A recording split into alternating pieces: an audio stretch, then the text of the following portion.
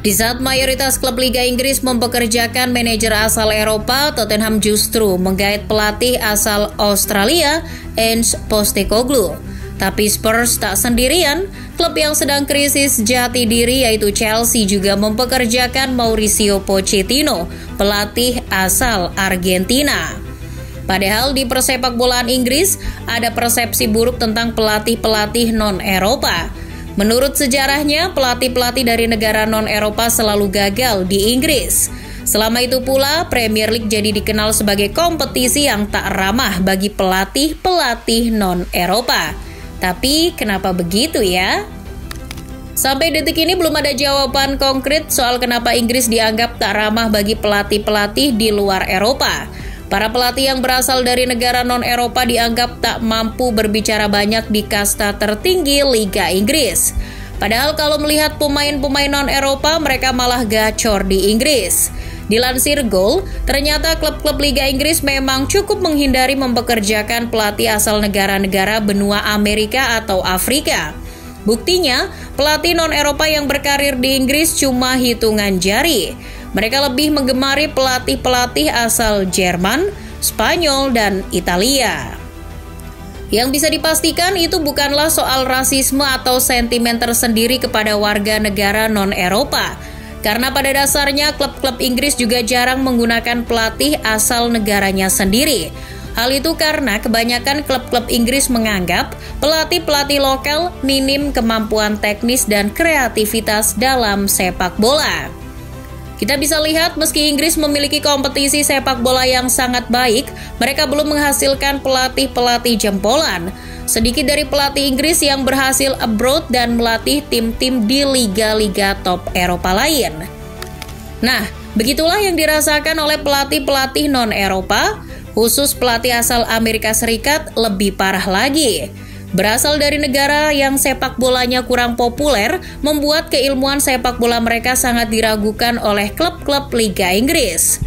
Untuk memudahkan penyebutan fenomena tersebut, beberapa pengamat bola beranggapan kalau pelatih-pelatih asal Amerika Serikat terkena stereotip Ted Lasso, karena memiliki latar permasalahan yang sama dengan tokoh fiksi yang diperankan oleh Jason Sudeikis tersebut. Series yang pertama kali dirilis pada tahun 2020 itu memang menceritakan tentang pelatih asal Amerika Serikat yang kemampuannya tak dihargai di Inggris. Itu situasi yang sama dengan apa yang dialami oleh pelatih-pelatih Amerika Serikat di Liga Inggris saat ini. Stereotip tersebut meledak bersamaan dengan ditunjuknya Jesse Marsch sebagai pelatih Leeds United pada tahun 2022 kemarin. Kedatangan pelatih asal Amerika Serikat itu mendapat respon yang kurang positif dari fans lawan dan beberapa media. Orang Amerika dianggap tak tahu tentang sepak bola. Persepsi negatif itu sama dengan apa yang dirasakan Lasso, seorang pelatih American football yang tak tahu apa-apa soal sepak bola, tiba-tiba disuruh ngelatih klub asal Inggris, AFC Richmond. Praktis, media-media langsung menghajarnya dengan kata-kata kasar sehingga memunculkan sinisme kepadanya. Bedanya, Lasso memiliki ending yang cukup manis. Ia membawa Richmond berprestasi dan disegani di tanah Britania Raya.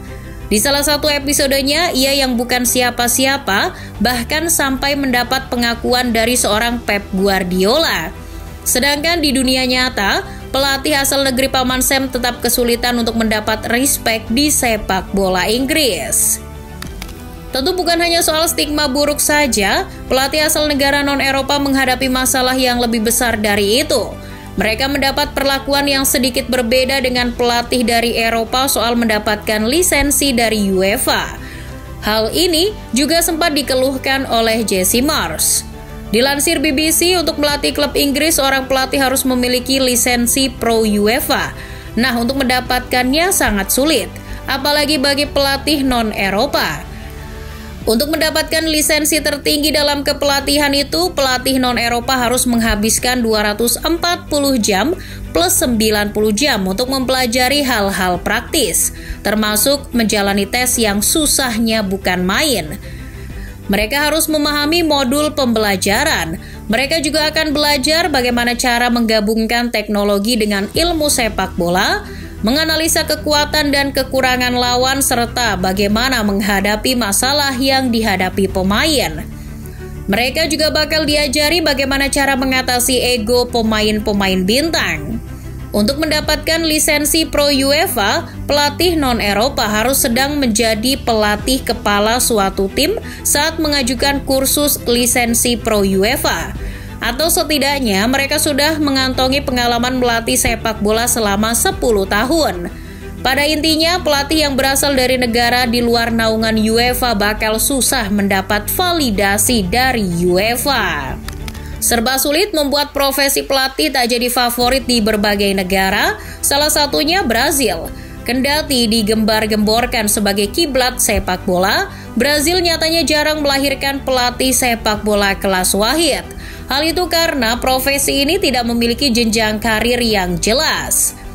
Berkarir sebagai pelatih di Brazil tak begitu menjanjikan, bahkan kabarnya mereka mendapat gaji yang tak seberapa. Mereka harus melatih timnas lebih dulu untuk mendapatkan gaji yang tinggi. Oleh karena itu pula, kita tak melihat bintang-bintang sepak bola Brazil yang berjaya di Eropa, seperti Ronaldo, Ricardo Kakak atau Roberto Carlos terjun ke dunia kepelatihan setelah memutuskan gantung sepatu. Mereka lebih milih jadi duta mantan klubnya atau bahkan brand ambasador suatu brand ternama. Soal mengapa Brazil tidak banyak menghasilkan pelatih sukses, selengkapnya bisa ditonton di video Starting 11 sebelumnya. Tentu butuh validasi apakah benar kalau Liga Inggris merupakan kompetisi yang kurang ramah bagi pelatih yang berasal dari negara-negara non-Eropa. Tak sulit untuk memberikan contoh. Selain Jesse Marsch, nama-nama berikut adalah contoh pelatih non-Eropa yang gagal di Inggris. Yang pertama adalah Luis Felipe Scolari. Pelatih yang pernah membawa Brazil juara Piala Dunia tahun 2002 itu dicap gagal total ketika menukangi Chelsea. Datang pada tahun 2008, ia hanya bertahan beberapa bulan saja sebelum akhirnya dipecat oleh Roman Abramovich. Lalu ada Marcelo Bielsa. Pelatih kawakan asal Argentina itu membawa Leeds juara divisi Championship dan kembali ke kasta tertinggi musim 2019-2020. Tapi gagal total di kasta tertinggi Liga Inggris. Metode Bielsa dinilai kaku dan sudah usang termakan zaman dan akhirnya dipecat pada Februari 2022. Jauh sebelum Marsch, David Wagner sudah lebih dulu berkarir di Inggris bersama Huddersfield. Ia hanya bertahan 2 musim sebelum akhirnya dipecat karena timnya kembali terdegradasi pada musim 2018-2019. Bahkan kiprah Mauricio Pochettino di Southampton dan Tottenham juga dianggap gagal karena dirinya tak pernah memenangkan 1 trofi pun di Inggris. Barangkali satu-satunya pelatih non-Eropa yang sukses di Liga Inggris adalah Manuel Pellegrini. Pelatih asal Chile itu memenangkan 3 trofi bergengsi termasuk 1 trofi Liga Inggris musim 2013-2014 bersama Manchester City. Prestasinya tercatat di buku sejarah, tapi kehebatannya masih tetap diragukan. Ia sukses karena melatih tim sekaliber City yang kala itu bermandikan pemain-pemain bintang.